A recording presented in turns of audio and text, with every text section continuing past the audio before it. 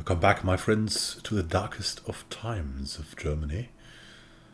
In September 1936, National Socialist Germany was largely accepted and well respected at home and abroad. At the same time, the Nazis began to exclude Jews, Sinti and Roma, which we experienced in the last episode, the disabled and so-called asocialists from society. It was the beginning of what ended in the killings of millions. Our leadership is strong and stable, and our group has recruited and retained enough supporters that it can withstand the brutal crackdown that followed on the Olympics. And we're going to proceed to Chapter 3. See what happens to our friends the Gypsies. No one outside the camp knew of the events of that day. No one wanted to know. No one wanted to know. The new Germany was being celebrated in Berlin, as if it were a country like any other. As if it were a country like Hitler lied, and the world wanted to believe him. Hitler lied and the world wanted to believe him. In 1938, Britain and France gave in to Germany's aggressive demands to annex the Sudetenland. Soon thereafter, Austria followed. When the Wehrmacht invaded Poland, Britain and France finally decided to declare war on Germany. An unleashed Wehrmacht spread murder and annihilation across Europe. The Nazis kept their promises, and we were devastated.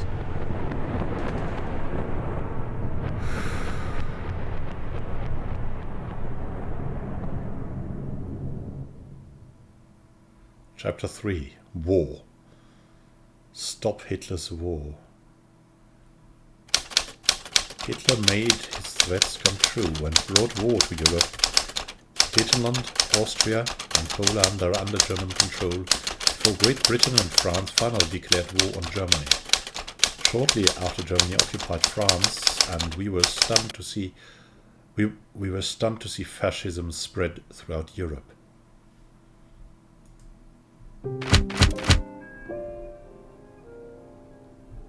Deutsche Exilzeitung. Yeah, that's the German exile newspaper. In 20th of June 1941, Croatia joins Three-Power Pact.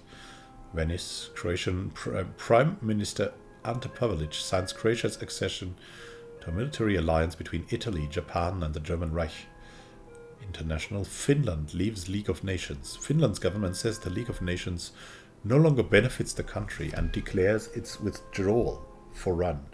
German embassies in the US to be closed. The US government calls on Germany to close all embassies in the United States. The climate is cold, and maybe the States will come in to help. This is us. Gerhard Hagelstein, Kurt Wirth, Wilhelm Etter, Maria Esser and Karin Leopold. Yeah, when a communist and a Catholic conservative sit together at a table, planning what they can do, you know, things are pretty bad. So let's see what we can do. We have very few supporters right now. Our first thing would be to open up some opportunities and to get more supporters. We must start immediately. We have 120 marks, some paint buckets and a club. Heavy, simple, brutal. Sometimes there are few other options. We have no bike anymore, but we have supplies. Let's see what we can get done. First, talk to everyone. A friend, a social democrat. Our supporter Fred Irre wants to introduce us to a formerly active social democrat in Tempelhof who might be up for supporting the resistance. I think she's best for that, because she's also a social democrat, right? But Gerhard Hagelstein said he would be better. He's equally good for that. He's a worker, though. Yeah. Can we give him a club? No, no, no. Meet a Social Democrat to find out if she's still following her political beliefs. Yeah, I mean, he's one of the ways. And Maria's good as well. Karin, Kurt, not really. It's Gerhard Hagelstein. He's also not in danger at all. Let's do that. Let's contact the Social Democrat. Now, we want to meet a friend. Oh, wait. Meet a businessman. Maria Esser is telling us she can do that, and she apparently can do that. Yeah, let's go. You meet a businessman. Now let's meet a friend. What do we have here? Is it Kurt? Not really that great. Wilhelm, maybe you. Yeah. Because he's a communist. It's gonna be good for him. Meet a friend in Kreuzberg to find out if she'd be willing to help us. So let's see what we do have here. We can buy paint, or we could buy paper. A very literate group, but buying paint, yeah. Sounds simple, but in these times, in times like these, it can raise suspicion. We could buy a little bit more paint. Yeah, let's see how much we could reach there. 3 to 4 to 5. Let us see. 70, 80, 5 to 6. That's a little bit much, eh?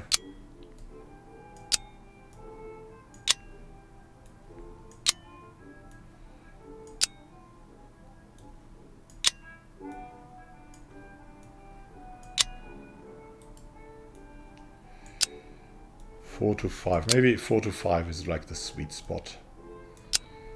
Let's try it like that. Will a club help? No. Buying paint sounds simple, but in times like these it can raise suspicion.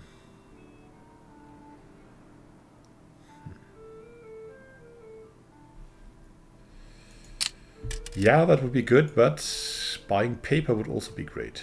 Let's see. Can she do that? She's pretty bad at that. We could add some supplies. That wouldn't help.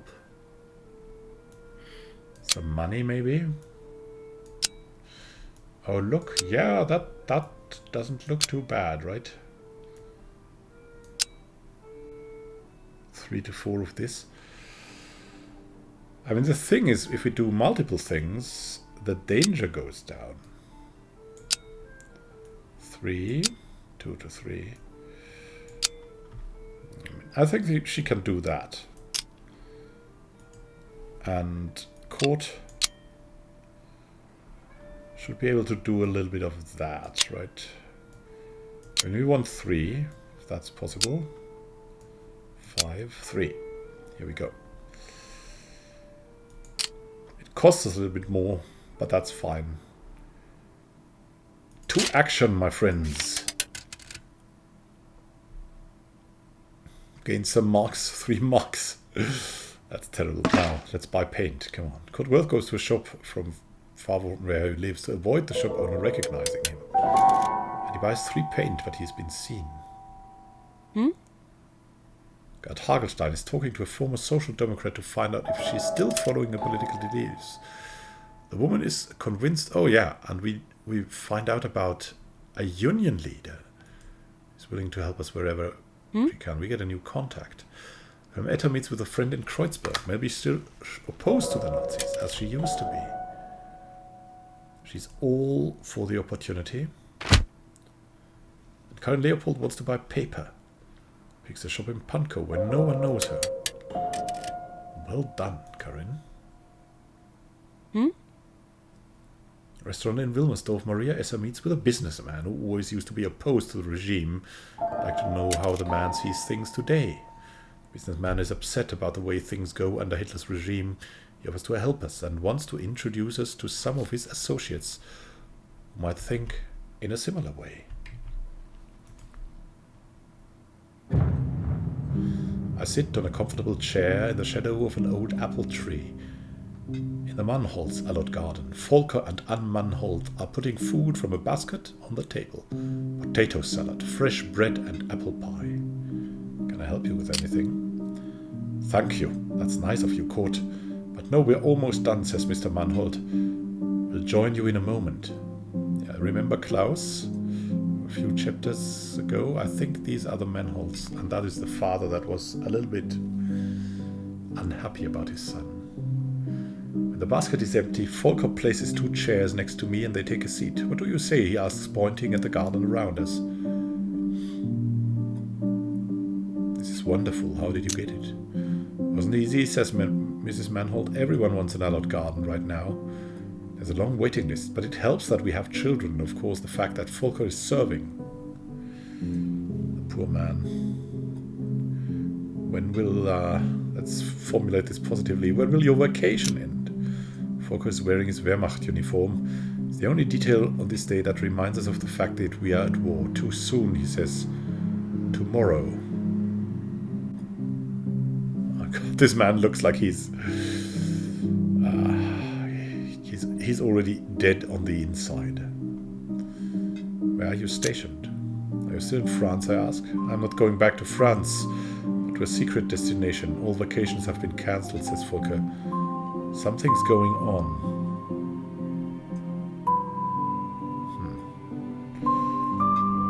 Do you have any ideas what they are planning? You can talk about this later, says Anne. Now we eat, Elsbeth. Klaus, go wash your hands and take a seat wherever you like. Take a seat opposite to Volker. Anne fills the plates with sausage, potato salad, and a piece of fresh bread. Klaus wipes his hands on his pants and joins us. Thank you, Anna. This looks really delicious. I want more sausage, says Klaus, and holds up his plate from which all sausage is gone already. Don't eat like that. The rest is for our guest. Wait for Mr. Wirth to finish first, says Volker Manholt. But I'm hungry now, says Klaus. Then have more potato salad, says Anne. Yeah, I'm good. Klaus can have my sausage. See, says Klaus, and quickly grabs the remaining piece of sausage. We're having a little break now, says Anne, once we finished our plates. The Goodmans are coming for coffee and cake. They should be here any minute. And why did those Jews? Asks Klaus. Why? Because they are our neighbors, says Anne. Now go and play in the garden. I'll call you when we have cake. I ask Volker. What's up with this secret destination? Where did they send you to? I ask. What is this secret destination? I told you. I don't know, says Volker. Haven't you heard anything? Any hints, rumors? There are rumors, says Volker. What do they say? Some say we will attack Russia. Hitler wants to start a war on 2 fronts. That's madness. On one hand, it makes sense. It's what he always wanted. Hitler hates Russia and the Russians. On the other hand, Germany signed a non-aggression treaty with them. It would open up a war on 2 fronts, which would be insane if you'd ask me, says Volker. What I would like to know is, what is happening in France? How are things in France, I ask? For the Wehrmacht, it's easy living. Sure, there is the resistance, yes, there's still the independent part of France with its exile government. But in the eyes of the Wehrmacht, France has been defeated. Without outside help, it won't go anywhere. How are things in Paris right now? Well, it's occupied. It's still Paris, sure, but it is dominated by our troops, our police, our secret police. I think back to the beautiful day in Paris I had in the summer of 1936. How does that affect the lives of the Parisians? Clubs play the music the Germans want to listen to. In theaters they perform the plays the Germans want to see, and even the brothels. He looks at his wife. So I've heard, he adds, even the brothels cater to the needs of the German occupiers. I see. A couple roughly around the same age as the Manholts enters the garden, followed by a pale boy of tall stature, whom I estimate to be 15 years old. Oh, it's the Goodmans, says Volker. Let's continue our conversation later. Just one more question. Later, please, says Volker. For the second time today we gather around the table. This time Volker and Anne serve apple pie and coffee. The Goodmans have brought a sweet honey cake. Here, take some, says Mr. Goodman and hands me a piece. Thank you, it's delicious. Anne sends the children in the garden to play. Get up now, will you, Elias? Go play with Klaus. He's a nice boy, you will see, says Mrs. Goodman. Reluctantly, Elias gets up and joins Klaus and Elspeth. We'll have some more coffee, we had so much cake. How was the trip, asks Volker. Fine, says Louis Goodman. It was not fine, disagrees Paula Goodman. It was hot, it was sticky, and it took ages. I really missed going by car. Get over it, says Louis. At least they still let us use the trains. Won't be long until they ban us from the trains too, says Paula. I know you, don't I? Don't you live on the other side of the street, I ask? They do now, says Anne. Before one of the Goodmans can answer, Louis and Volker used to work together as bookkeepers at Schmid and Söhne. Where did you live before? Used to have a house in Steglitz. Inherited it from my family, but not anymore, says Paula Goodman. In case you haven't guessed it already, we are Jews. We had to leave our own house in 1938 and were forced to move into what they call a Jew apartment. That must have been tough. Also,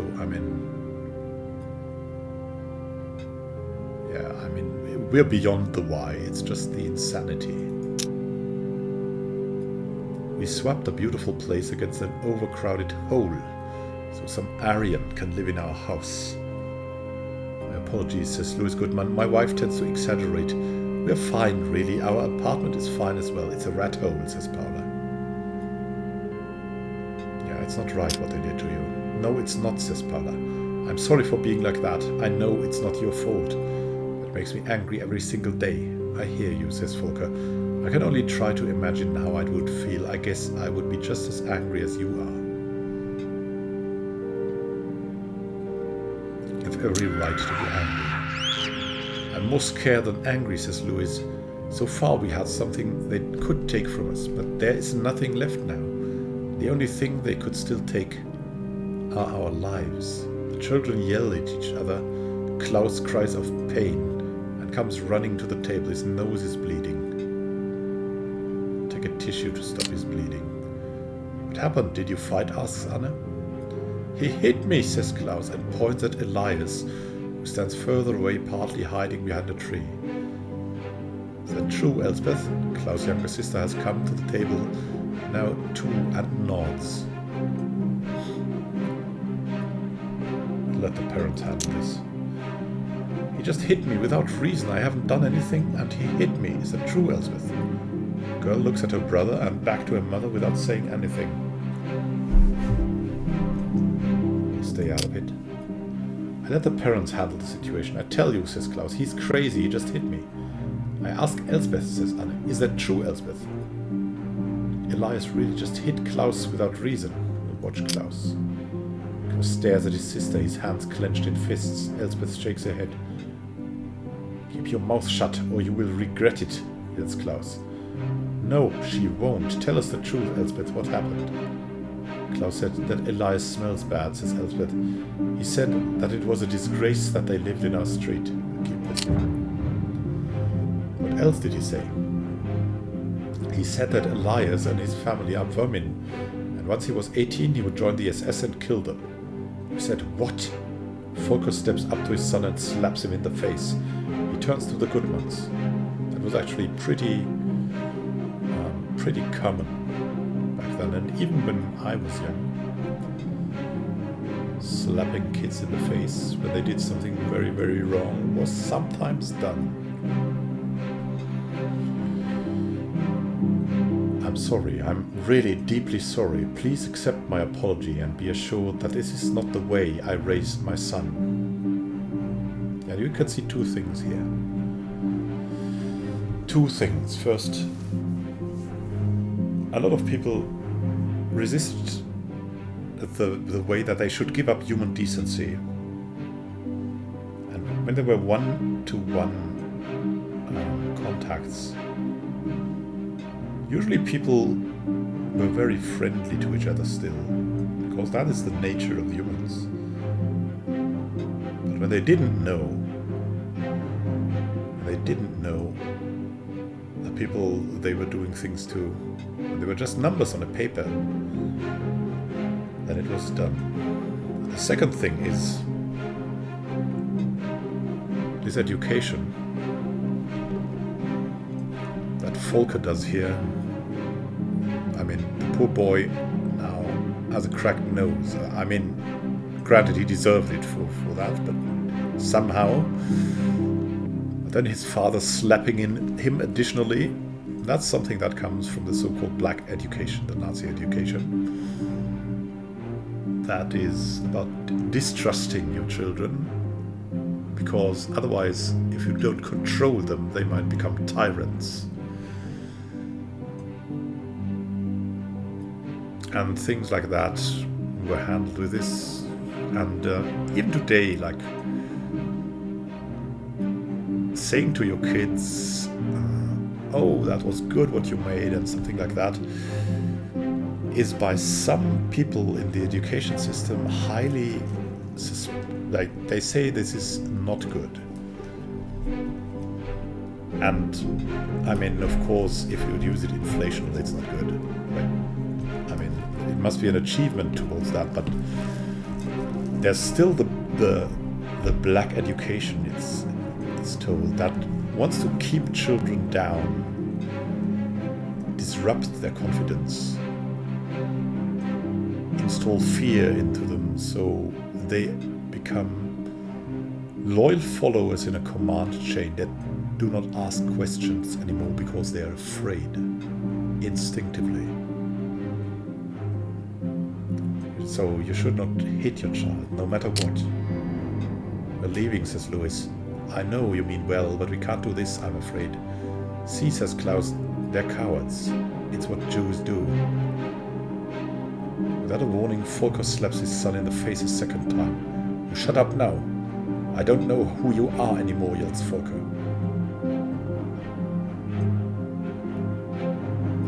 It's not his fault, it's the propaganda. They indoctrinate them. Anne and Volker try to convince the Goodmans to stay, in vain. The family has left the garden. There is a loud humming coming from the sky. An air raid, but there was no warning, says Anne. Look up at the sky. I look up and see hundreds, if not thousands, of airplanes flying into one direction. There was no warning, because these are ours, says Volker. Now they go east, says Volker. Something is happening. Something big. To Russia. To Russia. Thank you for watching. There was a lot of story today.